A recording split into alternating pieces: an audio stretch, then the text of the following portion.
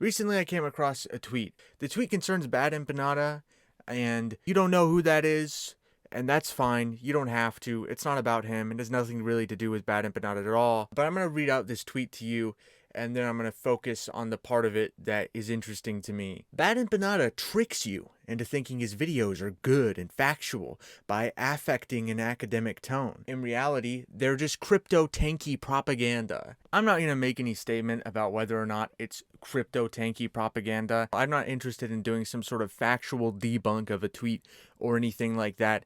That sounds quite awful in my opinion. The part of this tweet that really got my attention is the part that says that Bad Empanada is tricking people. There's this fixation on being tricked.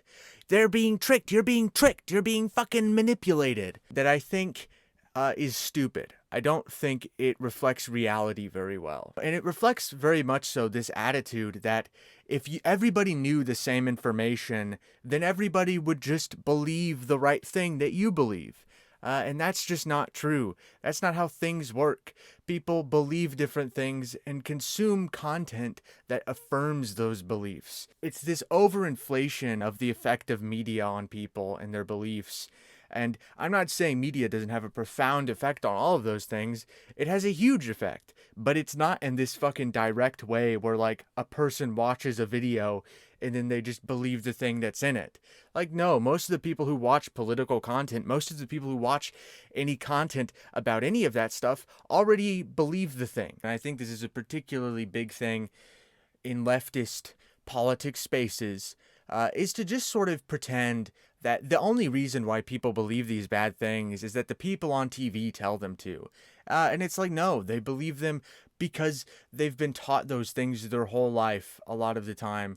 And even if they knew what you know, even if they had access to that privileged information that you have, they would probably continue to believe the same things because it's just not that simple. There's no magic words, there's no magic piece of information that you can say that will change the way somebody views the world. That just doesn't exist.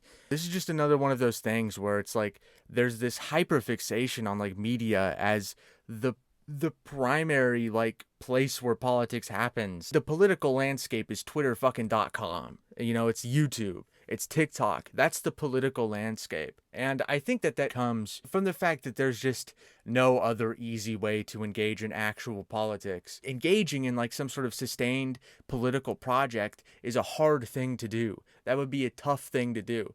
But if everything can be fought on like this sort of media culture war shit, if everything is the media, then it's fucking easy. And bonus, you might get the best job ever, the job everybody wants to have, which is a job where you're a media person, just like me for real. The hyper-politicization of like the media in a context in which people are more depoliticized than ever.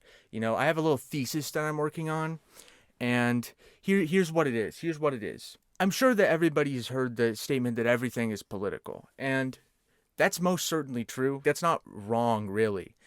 But here's the issue. Everything shouldn't be politicized because most things are not like significant politically. Like certainly you can use like a movie to talk about some political thing, but it doesn't make it like anything of political significance, right?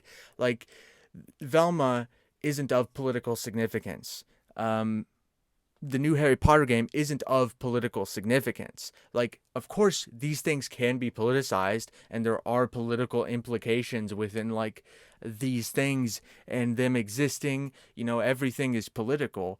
But I think it would be more honest and more accurate to say that nothing is political, basically, and that's what makes it hard. That's what's difficult. Nothing is political. There's nothing you can do that's politically significant because everything is just media stuff, right? Like even shit that could be politically significant, right? You have the train that's just spewing horrible toxins into the atmosphere in Ohio.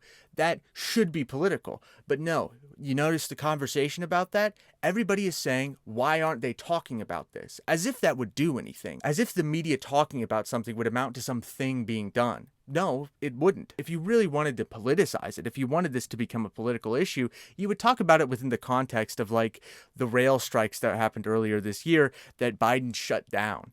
You would talk about this within like the context of rail deregulation. But even that wouldn't do anything. It wouldn't do anything, but at least you'd be politicizing it in a way that makes sense. You're politicizing it in a way where it's like, okay, here are actions that could have been done to prevent this. There's like these braking systems that work way better than the one that was on the train in Ohio, and those were not put in to all of the trains, despite the fact that they obviously should have, because it would cost the companies money. So, really what should be happening is the company should, for one, be lining the fucking pockets of the people in East Palestine. And two, they should be implementing these brakes everywhere. Really what should be happening is the state should fucking just nationalize it. But even saying that doesn't mean anything because there's no political project behind that. There are no political movements in the United States. There is only this sort of churning of the state. That's it. The closest thing we have are the unionizations that have sort of been on the up and up recently.